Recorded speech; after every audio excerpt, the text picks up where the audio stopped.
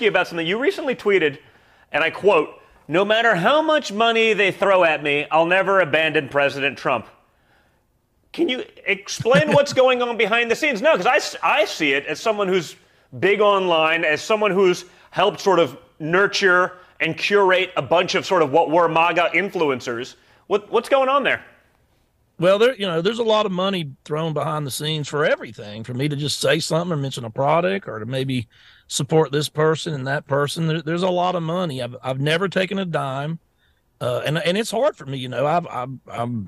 I don't have a lot of money, and I have been making some since this, but it's hard to turn down money when people say, "Hey, just retweet this opinion, and I'll give you $15,000." Yeah. And I'm just like, man, I could use that. That's half a tractor. I have a horse ranch. Yeah.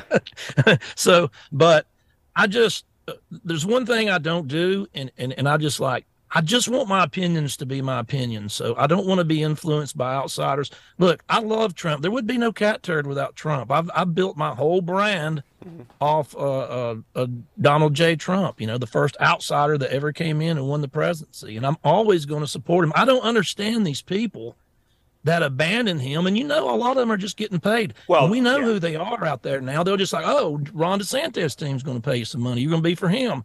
And then who else is going to be there? 8 years from now, you'll just switch to there.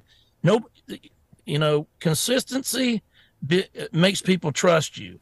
And you can't just, I'm never going to sell out. My political views are not for sale to the highest bidder or the lowest bidder. I'm just not going to do it.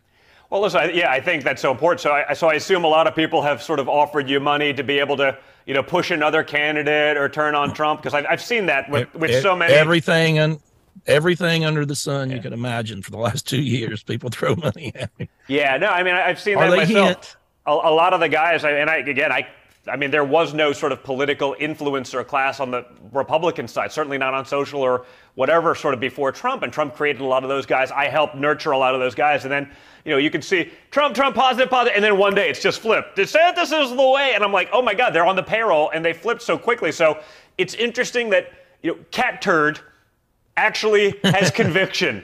Cat Turd has ethics. Unlike...